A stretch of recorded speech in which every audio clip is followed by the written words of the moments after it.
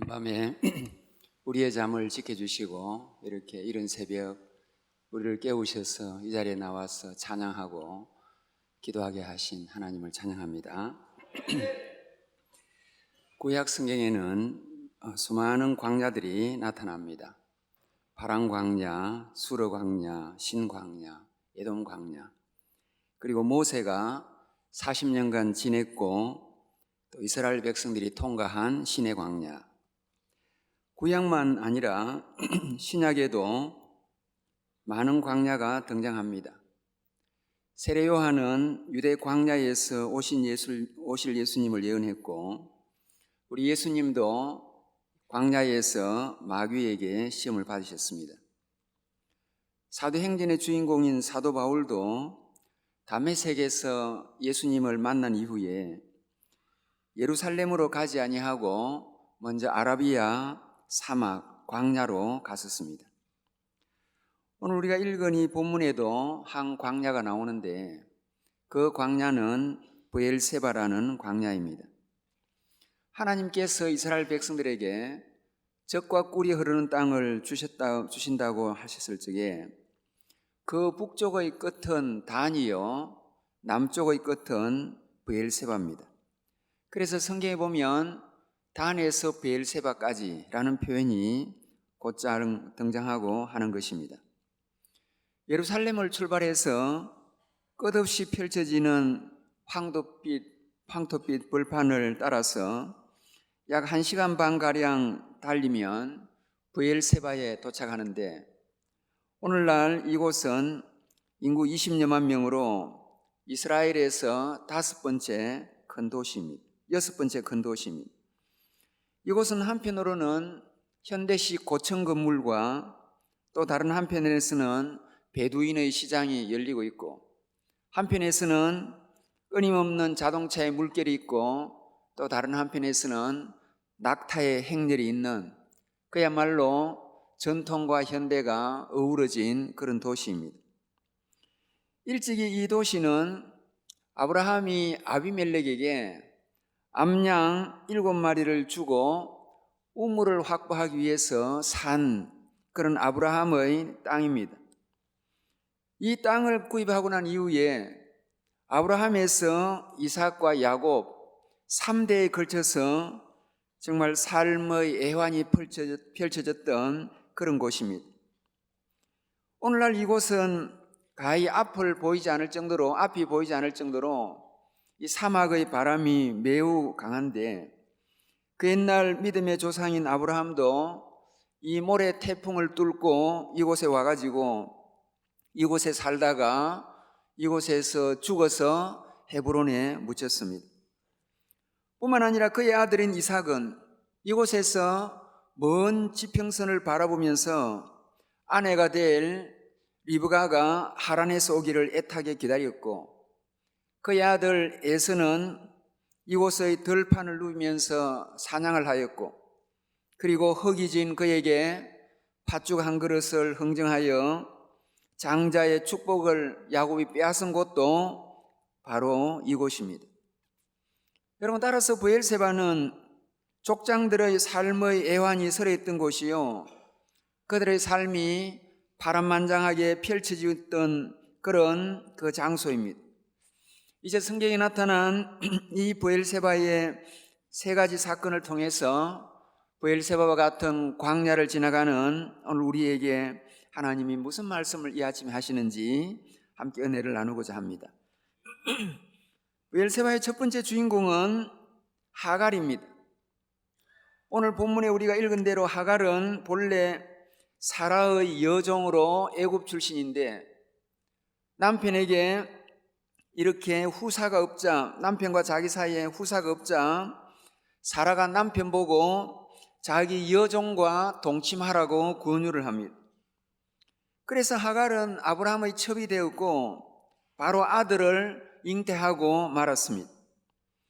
아들을 잉태하는 순간 이 하갈은 지금까지의 태도를 돌변해가지고 자기가 주인으로 모셔왔던 사라를 무시하고 심지어 멸시하게까지 되었습니다.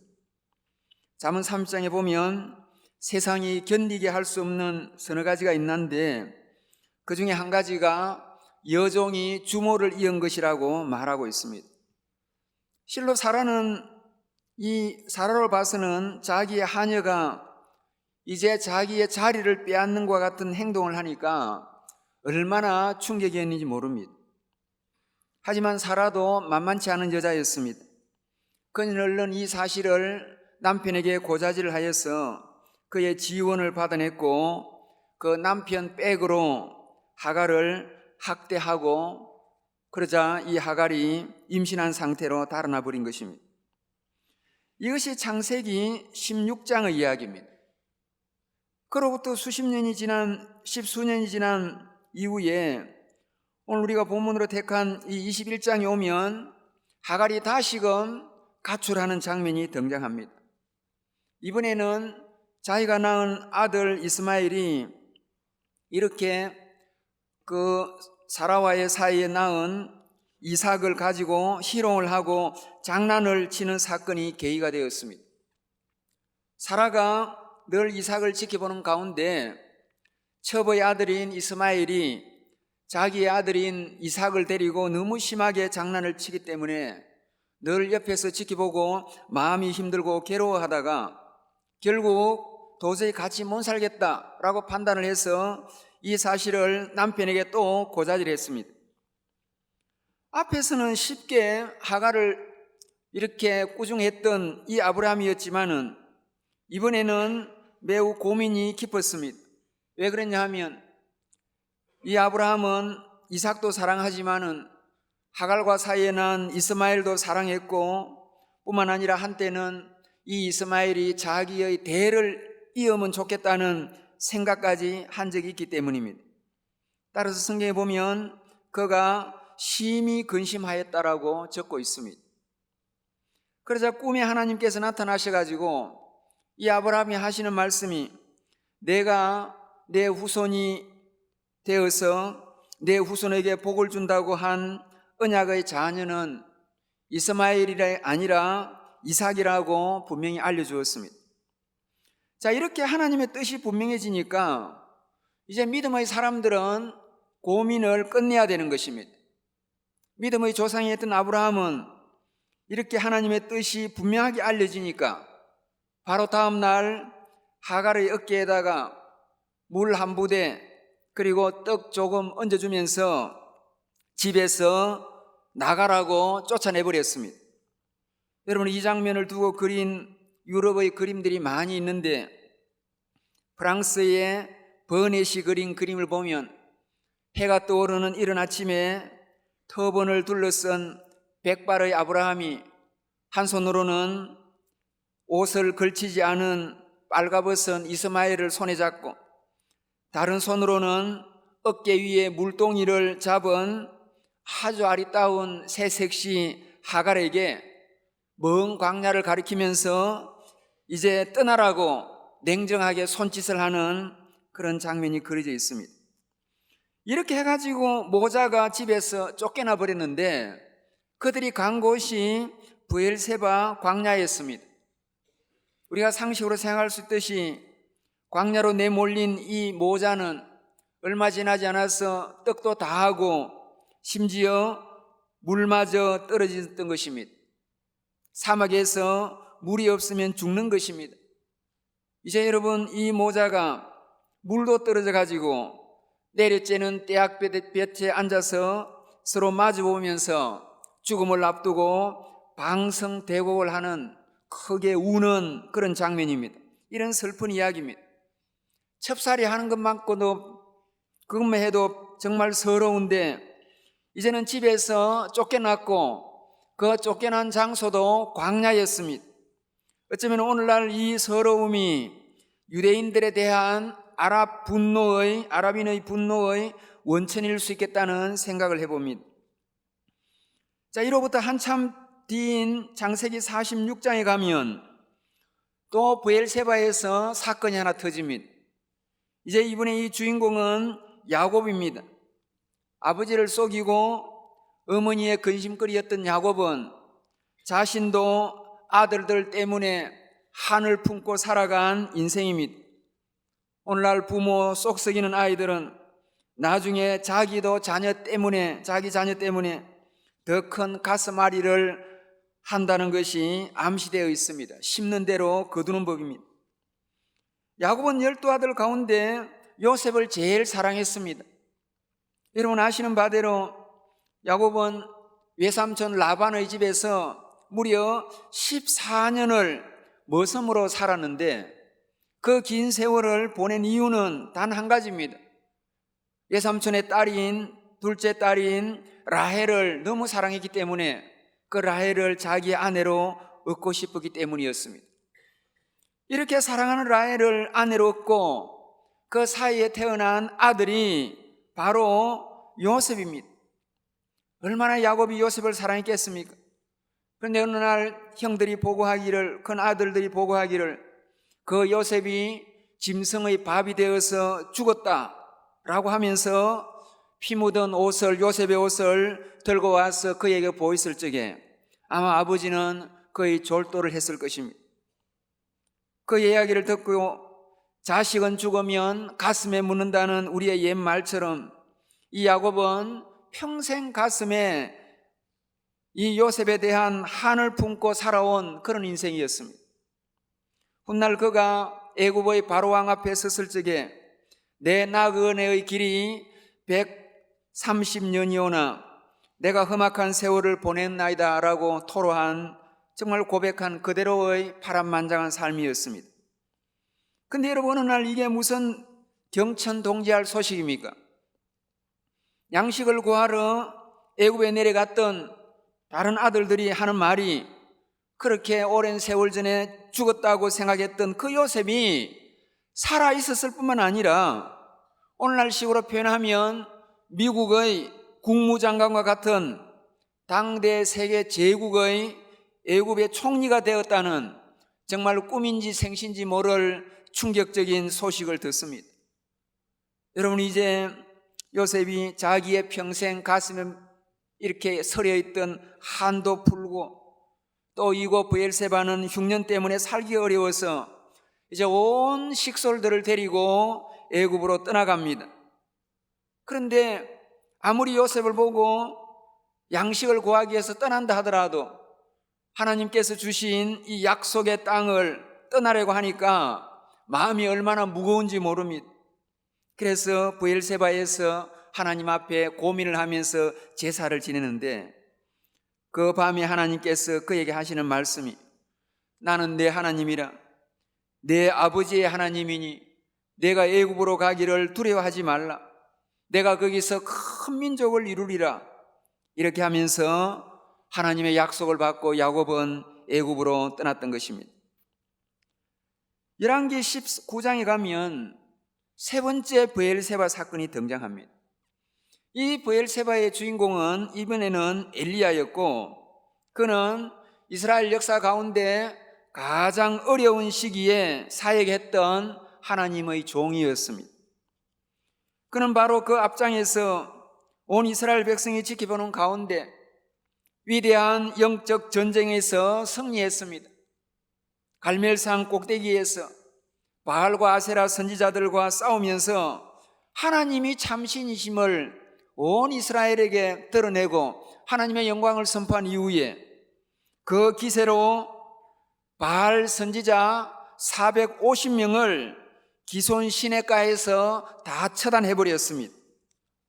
이 이야기를 들은 이 선지자들의 배후 세력이었던 왕비 이세벨이 얼마나 노여워했는지 모릅니다.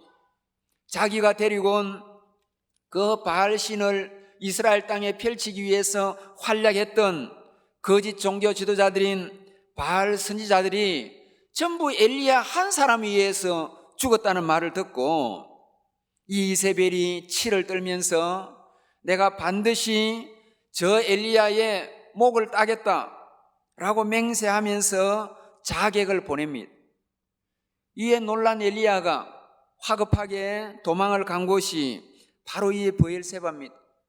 사환을 처음에 데려가다가 나중에는 사환마저 이렇게 사환을 데려가면 발각될 수 있어서 사환을 따라오지 못하게 하고 혼자 브엘세바 광야 깊은 곳으로 숨어들었습니다.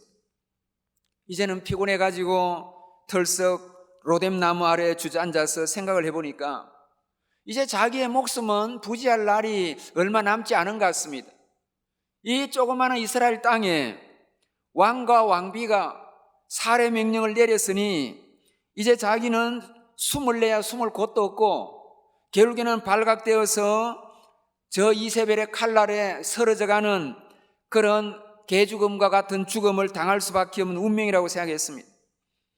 차라리 자기가 저 악한 왕비의 손에 죽느니 그만 하나님 이곳에서 하나님께서 내 생명을 취하시면 좋겠다고, 그저 하나님께서 내 영혼을 거두어 가시라고 그렇게 로뎀나무 아래서 기도하고 있습니다.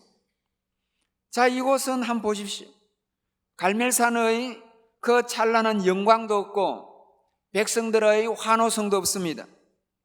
이곳에는 그저 광야의 앙상한 나무들, 메마른 땅, 그리고 그 사이로 불고 있는 찬바람, 멀리서 들리는 무서운 짐승 소리뿐입니다.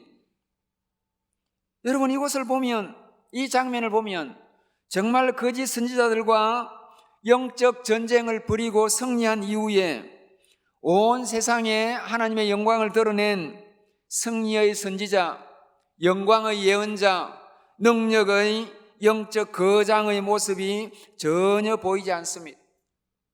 그저 죽인다는 그 소식을 듣고 이세벨의 칼날이 두려워서 마음을 졸이면서 꼭꼭 숨어있는 한낱 인간의 모습, 외롭고 연약한 한 남자의 모습만 있습니다. 여러분, 이것은 엘리야의 모습은 아닙니다.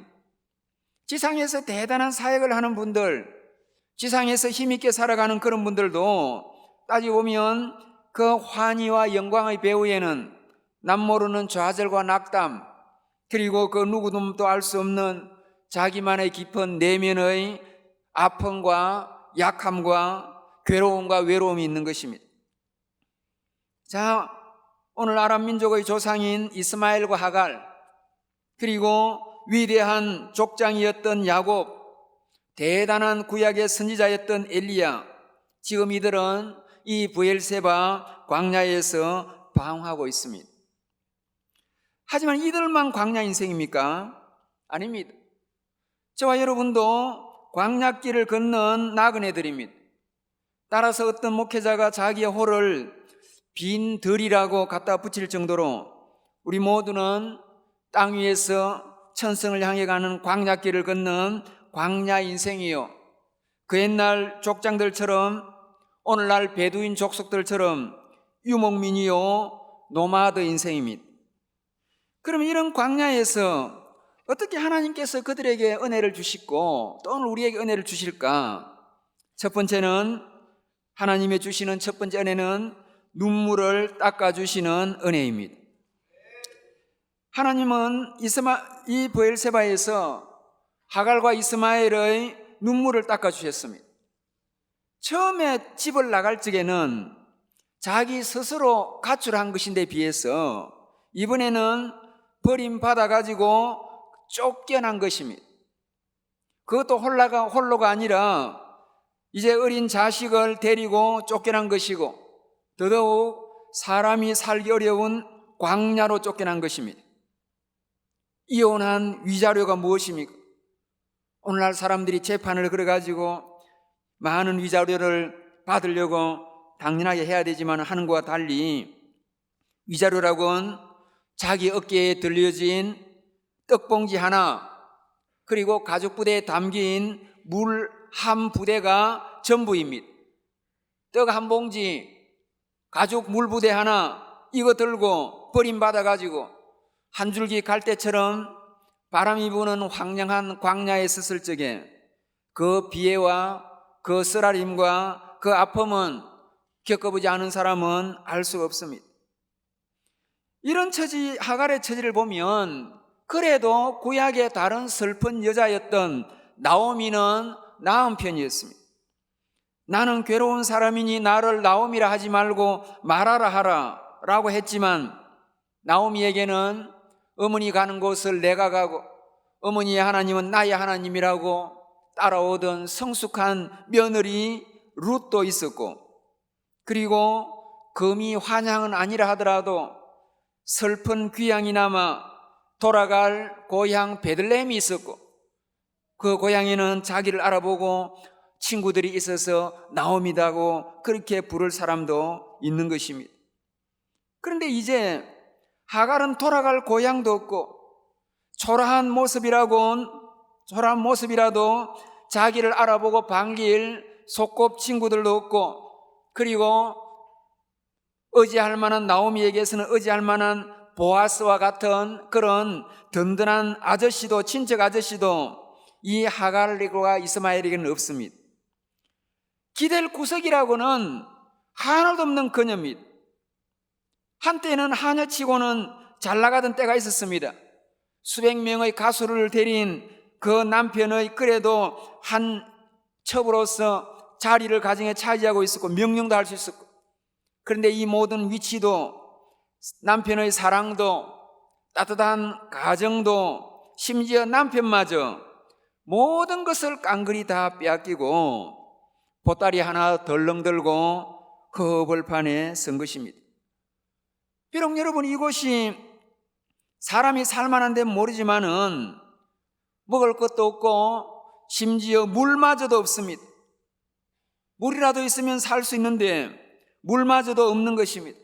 아니, 여러분 혼자만 있다면 그저 자기가 배고프면 배고프다가 목마르면 목마르다가 그저 죽으면 죽는 겁니다.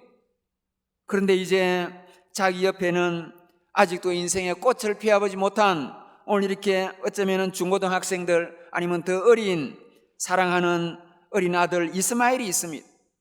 자기는 죽을지 몰라도 자식이 배고파서 죽어가는 광경을 지상의 어떤 부모가 그걸 눈뜨고 볼 수 있겠습니까? 이제 이 두 모자가 마주보면서 울고 있습니다. 정말 누구의 책 제목처럼 존재의 벼랑에 선 그런 운명입니다. 여러분, 이들은 서로 마주보면서 마지막 울음을 울고 있는데, 오늘 우리의 본문을 보면 하나님께서 이 하갈과 이스마엘의 울음을 들으셨다는 겁니다. 우리는 여러분 이 성경의 계시의 카메라 앵글이 늘 잘나가는 믿음의 족장인 아브라함, 이삭, 야곱만 비추는 걸로 생각하는데 꼭 그것만 아닙니다.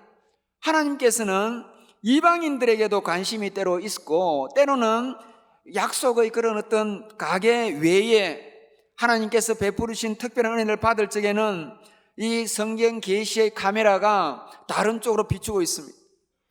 갑자기 이 광야에서 이쪽에 야곱의 집에서 아브라함의 집을 비추던 그런 카메라의 앵글이, 성경의 앵글이 갑자기 앵글을 확 돌려서 지금 사막으로, 광야로 비추고 있습니다. 누가 구약의 하나님을 공의의 하나님으로 했습니까? 구약의 하나님도 자비의 하나님이요, 구약의 하나님도 긍휼의 하나님이요, 사랑의 하나님입니다. 하나님께서 하갈의 울음소리도 들으시고 하나님께서 이스마엘의 울음소리도 들으시는 것입니다. 여러분, 그래서 하나님께서 그들의 눈물을 그 눈에서 닦아주시고 그들에게 샘을 발견하여서, 우리가 오늘 본문 읽은 대로 그들이 광야에서 살면서 하나님의 은혜를 받아서 강력한 민족으로 성장을 해온 것입니다. 세상에 눈물이 없는 인생이 어디 있겠습니까? 겉으로는 다 웃고 멀쩡해도 몸이 아파서 울고, 마음이 괴로워서 울고, 삶이 힘들어서 울고, 사는 게 힘들어서 울고, 소리내 울고, 속으로 울고. 여러분, 울음은 우리의 광야의 삶을 계속 따라옵니다. 우리는 태어나자마자부터 울기 시작해가지고 어쩌면은 우리의 생이 다할 때까지 다윗의 고백처럼 나의 눈물을 주의 병에 담으소서, 그렇게 애가를 부르는 것이 우리의 인생이요, 어쩌면은 고라 자손의 시처럼 눈물 골짜기를 지나는 것이 우리의 나그네의 길인 것입니다. 그런데 이 브엘세바 광야에서 하갈과 이스마엘의 눈물을 닦아주신 그 하나님은 광야길을 지나는 오늘 우리의 눈물을 친히 닦아주시는 겁니다. 계시록 12장 21장 4절, 모든 눈물을 그 눈에서 닦아주시니 다시는 곡하는 것이나 애통하는 것이 없다고 말씀하시는 것입니다. 비록 우리가 아직은 천국에 이르지 못하였고 여전히 눈물 골짜기를 지나는 광야 인생이지만, 이날 아침 이 토요 성령 축제에 나온 우리 모든 성도들에게 이런 눈물 닦아주심의 은혜가 있기를 주의 이름으로 축복합니다. 두 번째로는 광야길에 함께 하심의 은혜입니다. 브엘세바에서 야곱은 마음이 너무 무거웠습니다. 사랑하는 요셉을 보겠지만 할아버지, 아버지, 자기에게로 3대가 내려오는 이 정든 고향을 버리고 낯선 타국으로 떠난다는 것이 너무 마음이 착잡합니다. 근데 그 밤에 하나님께서 하시는 말씀이 내가 너와 함께 애굽으로 가겠다라고 하는 것입니다. 여러분, 야곱은 이때만 겪은 거 아닙니다. 우리가 잘 아는 바대로 형에게 장자권을 받고 난 이후에, 탈취하고 난 이후에 형이 무섭고 아버지가 두려워서 어머니의 주선으로 먼 하란으로 거의 8천리나 되는 2천리나 되는 800km인데 800km나 되는 2천리 길을 떠나는 그런 도망길을 갔습니다. 에서는 집 밖을 다니면서 사냥도 했지만 야곱은 정말 집에서 엄마의 치맛자락을 잡고 살던 그런 마음이 여리고 가정 중심의 이런 아들입니다. 이런 아들이니까 집을 떠나는 것이 얼마나 괴롭고 어머니 아버지의 그 설화를 떠나는 것이 얼마나 마음이 무겁겠습니까? 그러나 집에 있으면 자칫 죽을 수 있으니까 어머니의 간곡한 권유로 무작정 집을 떠나서 달아나는데, 정말 이렇게 먼 800km, 이천리의 먼 길을 가는데 요즘처럼 내비게이션이 있습니까? 어디로 가야 되는 것입니까? 정말 묻고 물어서 이렇게 먼 장도에 이를 때입니다. 얼마나 피곤해가지고 광야에서 동굴도 찾지 못하고 그저 여러분 이렇게 광야에 돌베개를 베고 고나게 가지고 밤에 누워 있습니다. 아마 어쩌면 그 밤에 그가 경험한 게 뭐겠습니까? 브엘세바에서 엘리야가 경험했듯이 캄캄한 밤하늘, 그리고 멀리 들리는 밤의 무서운 짐승 소리, 그리고 살을 에이는 듯한 찬바람, 이런 뿐만 아니라 자기가 지금 혼자 있다는 고독감입니다. 자기는 혼자만 있는 것이 혼자로 있다는 그런 고독감은 아니라 실제로 부모를 떠나왔고 심지어 하나님도 자기가 하나님을 섬기던 그 브엘세바 집에 있다고 생각했지 이 광야에 있다고 생각지 않았습니다. 부모님도 안 계시고 하나님도 안 계시고 혼자 이 막막한 광야에서 돌을 베고 밤에 누워 있으니까 얼마나 그 신세가 처량한지 우리가 추측이 됩니다. 그런데 그 밤에 갑자기 하늘 문이 열리더만은 하늘에서 사다리가 내려오고 천사가 하늘에서 자기의 머리맡에 오르락내리락하면서 그 위에서 하나님께서 말씀하시는데 이렇게 말씀하는 것입니다. 지금 네가 누운 땅은 내 땅이 될 것이고 야곱이 네가 앞으로 어디를 가든지 내가 너와 함께하고 너를 지키겠다. 내가 너를 결코 떠나지 아니하리라고 약속을 하시는 것입니다. 여러분 한번 보십시오. 하나님은 브엘세바에만 있다고 생각했고 자기는 자기 혼자 도망갔고 정말 자기는 가장 힘든 이런 어떤 절대적인 고독에 있다고 생각했고 아무도 안 따라왔다고 생각했는데 알고 보니까 하나님께서 자기를 따라온 것입니다. 여러분 우리가 어려울 적에 친구가 나와 같이 해주면 얼마나 도움이 되는지 모릅니다. 진짜 친구는 어려울 때 친구가 진짜 친구입니다. 여러분 따라서 그런 의미에서 서너 명이라도 울어줄 친구가 있던 욥은 비록 너희의 위로가 되지 않고 너희는 나를 오히려 번뇌케 하는 위로자라고 했지만은 그래도 그런 친구가 있던 욥은 행복한 사나이였습니다. 여러분뿐만 아닙니다. 인간도 이렇게 행복이 되는데 같이 있으면 행복이 되는데 야곱의 경우는 지금 하나님이 그와 같이 하는 겁니다. 노아는 자기가 하나님과 동행했습니다. 여주 동행입니다. 그러나 야곱은 하나님이 자기와 동행하는 겁니까? 여아 동행입니다. 하나님이 나와 같이 동행하는 겁니다. 그런데 이 장면이 바로 오늘 우리의 본문에도 펼쳐집니다. 애굽으로 가는 게 그렇게 두렵고 미국으로 이민 가는 것 같이, 호주와 캐나다로 이민 가는 것 같이, 한편으로는 사랑하는 아들들 거기서 공부하고 사니까 보기도 하고 같이 살기도 하고, 또 거기 가서 좋은 어떤 삶의 환경에 살고 싶은 마음이 없는 건 아니지만은, 그래도 여러분, 사랑하는 정든 고향인 목포를 떠나고 사랑하는 정든 고향인 조국을 떠나는 게 얼마나 마음이 무겁겠습니까? 우리가 인생을 사는 동안 때로는 먼 길을 가고 유학을 가고 이민을 가고 심지어 남자의 경우에 군대를 가고 이렇게 우리가 떠날 수가 있는데, 오늘 우리의 본문 하시는 말씀이 내가 어디로 가든지 내가 너와 반드시 같이 가는 거고 너와 함께 있는 거다. 심지어 내가, 하나님께서 이렇게 말합니다. 내가 애굽에 가더라도 나는 거기서 너를 큰 민족으로 만들고 반드시 너를 다시금 고향으로 불러 올릴 것이고 고향으로 데려올 것이라고 약속합니다. 여러분, 이런 야곱과 함께 하신 하나님은 바로 우리의 하나님이요, 야곱과 동행하시던 그 하나님은 우리가 동행하시고 세상 끝날까지 항상 너와 함께 같이 있으리라고 약속하시고 말씀하시는 하나님이십니다.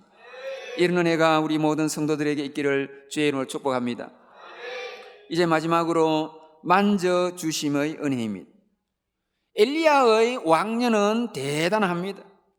물론 이 땅에 사는 많은 남자들도 대화를 해보면 왕년에 자기가 대단했다는 이야기를 하지 않는 사람이 별로 없습니다. 다 왕년은 대단합니다. 여러분, 실제로 엘리야는 이 갈멜산에서 무서운 놀라운 기적의 주인공이요, 그리고 450명 거짓 선지자들을 처단하는 영적인 권위자입니다. 그런데 현재의 그는 너무 초라합니다. 군중도 없고 영광도 없고 환호도 없고. 사라진 엘리야를 보고 민중들은 뭐라고 했겠습니까?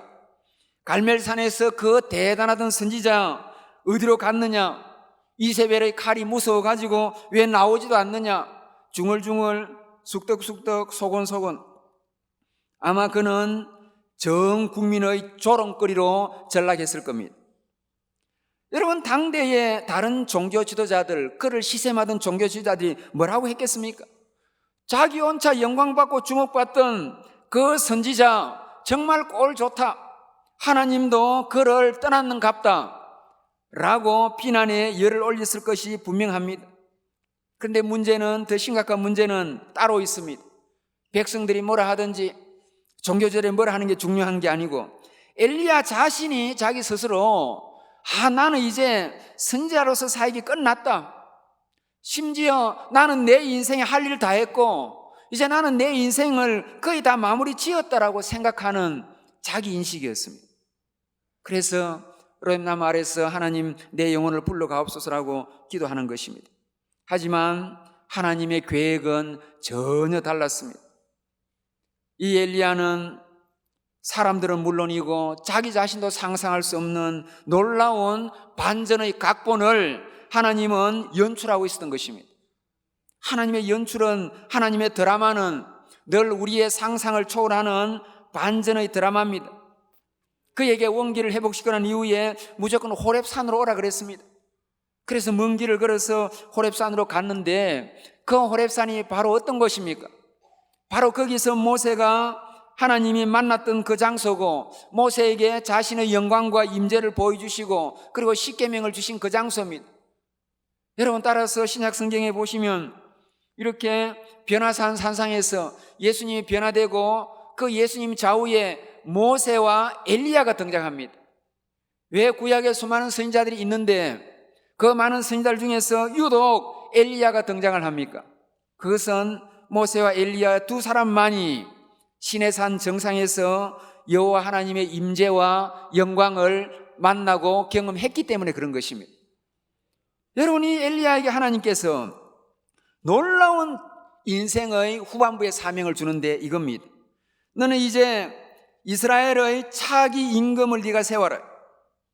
그리고 너를 잇는 후계자 엘리사에게 기름을 부어라. 그리고 다시금 아합과 이세벨을 찾아가가지고 두려워하지 말고 반드시 이렇게 선언해라. 너희들은 이렇게 비참하게 죽게 될 것이고 개의 밥이 될 것이고 담대하게 말해라. 그렇게 네가 다 하고 나면 내가 너를 죽지 않고 해리바람으로 하늘로 불러 올리겠다라고 말씀하시는 겁니다. 여러분, 얼마나 드라마틱하며 놀라운 스토리며 인생의 멋진 피날레입니까? 죽으려고 생각했는데 죽는 게 아니라 앞에 했던 네 인생의 전반부보다 훨씬 더 대단하고 훨씬 더 위대하고 거의 엘리야 자신의 상상도 초월할 일을 하는 것, 하나님은 약속하시는 것입니다. 죽음을 보지 않겠다는 겁니다. 그런데 누가 이 엘리야가 이세벨의 칼날에 쓰러져 가지고 광야에서 비참하게 객사하며 누가 그의 시체를 덜 짐승과 공중의 새가 먹겠다고 그렇게 주장한 것입니까?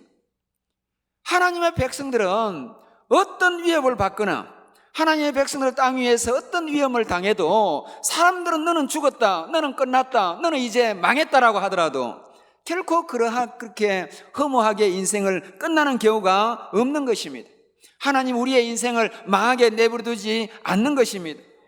하나님 나라의 스토리에 이런 슬픈 드라마는 없는 것입니다. 여러분, 따라서 하나님은 이 엘리야에게 함께 해주시고 그에게 기름 부으시고 그에게 새로운 역사를 열어주셨던 것입니다. 이런 은혜가 있기를 주의 이름으로 축복합니다. 말씀의 결론을 내립니다. 하갈과 야곱, 엘리야는 광야의 시련을 경험했습니다. 광야는 그때의 그곳에만 있는 것이 아니라 지금 저와 여러분의 이곳의 우리의 삶 가운데도 있습니다. 하갈 같은 영적 깊이가 없는 사람들에게도 있고 야곱 같은 족장들에게도 있고 엘리야 같은 주의 종들에게도 있습니다. 특별히 신앙으로 사는 사람들은 인생에 한 번쯤은 통과해야 될 광야가 있게 마련입니다. 말로 없다면 그것은 영적 외계인일 것입니다. 정말 이 광야길은 고독하고 어려운 시절이고 때로는 낙담과 죽음의 그림자가 어른거리는 그런 너무 힘든 때입니다. 그럼에도 불구하고 오늘 우리의 본문을, 우리의 내용을 보면 이런 광야를 통과하는 하나님의 백성들에게 하나님은 함께해 주시고 동의해 주시고 눈물을 닦아 주시고 그리고 만져주시는 회복의 은혜를 주시는 것입니다. 회복의 터치를 하시는 거라고요. 그러고 보니까 이 광야가 어떻게 바뀌었습니까? 이제 고독한 장소가 아니고 주님을 만나는 장소가 되었습니다. 이제는 우는 장소가 아니라 주님의 위로가 있는 장소로 바뀌었습니다. 이제는 죽음의 장소가 아니라 다시 살리는 장소가 되었고 새로운 축복과 사명을 받는 그런 놀라운 사역의 현장이 된 것입니다. 말하자면 광야는 하나님의 특별한 은총을 경험하는 장소입니다. 여러분이 은혜를 받아서 하갈은 큰 민족의 어머니가 되었고 야곱은 후손들이 이제는 민족이 되어서 돌아왔고 그리고 엘리야는 새로운 사명을 감당하면서 죽음을 보지 않고 회리바람으로 순전하게 성천하게 된 것입니다. 그야말로 하나님이 역사하시는 놀라운 반전의 인생을 살았습니다. 이날 아침 저와 여러분에게 하나님 말씀하십니다. 너희가 이전 어려운 일을 기억하지 말고 옛날 어려운 시절을 기억하지 말고 보라 내가 새 일을 너희에게 행하리니 반드시 내가 광야에 길을 내며 사막에 길을 내겠다 약속하시는 것입니다. 광야 같은 우리의 삶, 사막 같은 우리의 인생에 하나님의 은혜의 강물, 위로의 시내, 축복의 강물을 반드시 하나님은 흐르게 하실 것이라고 약속을 하시는 것입니다. 내가 내 인생에 기적을 베풀 거라고 하나님은 약속하시는 것입니다. 하나님은 하신다고 하시면 하시는 것이고 하나님이 하신다고 하면 되는 겁니다. 왜냐하면 무에서 유를 창조하는 하나님, 창조의 하나님인데 우리의 인생에 왜 이런 반전을 못 하시겠고 왜 우리의 인생에 하나님은 이렇게 불가능한 일을 가능하게 못 하시겠습니까? 하나님께서 하시는 것입니다. 여러분, 따라서 사랑하는 우리 모든 성도님 여러분, 이제 우리가 광야길을 걸으면서 어떠한 시련과 어려움을 당하더라도 절대 흔들리지 말고 절대 절망하지 말고 우리를 향한 하나님의 그 놀라운 하늘의 역사를 기대하고 바라보며 담대히 나아가는 저와 여러분 되기를 주의 이름으로 축복합니다. 그 하나님의 능력과 그 하나님의 역사하신 것 하나님의 터치가 우리의 곰핍하고 피곤하고 문제 많은 인생을 기적의 새로운 삶으로 바꿀 것을 주의 이름으로 축복합니다.